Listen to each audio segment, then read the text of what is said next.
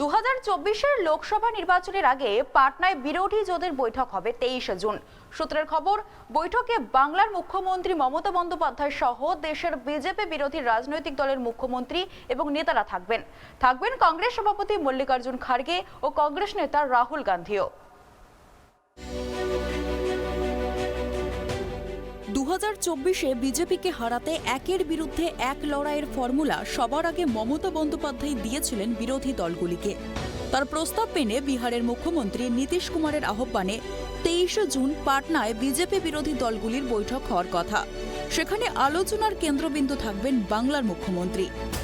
তৃণমূল সূত্রের দাবি, অবিজেপি দলগুলিকে নিজেদের ইগো ও পারস্পরিক মতপার্থক্য দূরে সরিয়ে রেখে 24-এর ভোটকে পাখির চোখ করে সর্বাত্মক বিজেপি বিরোধিতার বার্তায় সেখানে দেবেন মমতা। এই কথা সাম্প্রতিক অতীতে বারবারই বলেছেন তৃণমূল নেত্রী।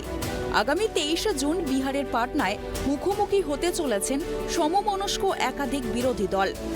এই বৈঠকে একদিকে যেমন আমন্ত্রণ পেয়েছেন রাজ্যের মুখ্যমন্ত্রী তথা তৃণমূল সুপ্রিমো মমতা বন্দ্যোপাধ্যায়, তেমনি আবার কংগ্রেসের রাহুল গান্ধী থেকে শুরু করে দিল্লির মুখ্যমন্ত্রী তথা আপ প্রধান অরবিন্দ কেজরিওয়াল, সমাজবাদী পার্টির নেতা অখিলেশ যাদব, বিহারের উপমুখ্যমন্ত্রী তথা আরজেডি নেতা তেজস্বী যাদব, কংগ্রেস নেতা রাহুল গান্ধীও এই বৈঠকে যোগ দেবেন। তামিলনাড়ুর মুখ্যমন্ত্রী এম.কে. স্ট্যালিনও 23 জুনের বিরোধী বৈঠকে আসবেন বলে প্রতিশ্রুতি দিয়েছেন। বাংলায় কংগ্রেস যেভাবে তৃণমূলকে নিশানা করছে তা নিয়ে একাধিকবার সরব হয়েছেন মমতা। পাটনার বৈঠকে অংশ নেওয়ার কথা কংগ্রেস সভাপতি মল্লিকার্জুন খাড়গে ও রাহুল গান্ধীরও। সোমবার রাহুলকে জন্মদিনের শুভেচ্ছা বার্তাও জানিয়েছেন মমতা।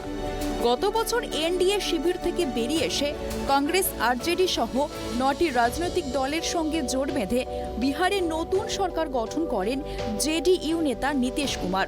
সেই সময় থেকেই বিজেপি বিরোধী দলগুলিকে একজোট করার কাজে কোমর বেঁধে নেমে পড়েছিলেন। সম্প্রতি রাজ্যের মুখ্যমন্ত্রী মমতা বন্দ্যোপাধ্যায়, দিল্লির মুখ্যমন্ত্রী অরবিন্দ কেজরিওয়াল সহ একাধিক অবিজেপি শাসিত রাজ্যের শীর্ষ নেতৃত্বদের সঙ্গে দেখা করেন নীতিশ কুমার। দীর্ঘ টালবাহানার পর ঠিক করা হয় 12 জুন পাটনায় নীতিশ কুমারের নেতৃত্বে বিরোধী জোটের বৈঠক বসবে। তবে হঠাৎই সেই বৈঠকের দিন পিছিয়ে দেওয়া হয়। পরে জানা যায়, ওই সময় কংগ্রেস নেতা রাহুল গান্ধী বিদেশ সফরে থাকায় এবং তামিলনাড়ুর মুখ্যমন্ত্রী এম.কে. স্ট্যালিনের পূর্ব নির্ধারিত কর্মসূচি থাকায় বৈঠকের দিন পিছিয়ে 23 জুন করা হয়েছে। নয়াদিল্লিতে বিরোধী শিবির সূত্রে দাবি, সবকিছু ঠিক থাকলে তৃণমূল সুপ্রিমোর দেখানো পথেই পাটনাতেই আগামী দিনে বৃহত্তর রূপরেখা তৈরি করবে বিজেপি বিরোধী দেশের 20টির বেশি রাজনৈতিক দল।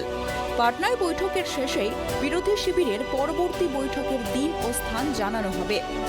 পাটনার বৈঠকে অবিজেপি দলগুলিকে ঐক্যবদ্ধ করার জন্য চেষ্টা হচ্ছে, কিছু কমন এজেন্ডা বেছে নেওয়ার জন্য।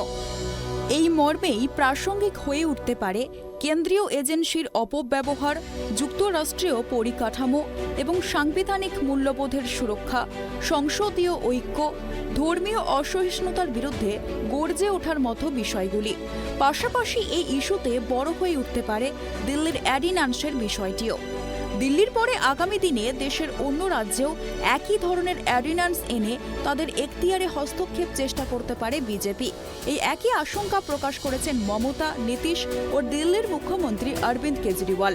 তবে এক্ষেত্রে কংগ্রেসের ভূমিকা কি হবে তা স্পষ্ট নয়, কারণ কেজরিওয়াল একাধিকবার এই ইস্যুতে রাহুলের সঙ্গে সাক্ষাতের সময় চেয়েও পাননি। মমতার পরামর্শ মতো রাজ্যসভায় এই অর্ডিন্যান্স বিল আকারে আনা হলে সেটার বিরোধিতায় অবিজেপি দলগুলি যাতে একজোট হয় তারও চেষ্টা হবে পাটনার বৈঠকে। Bureau report, tribe TV.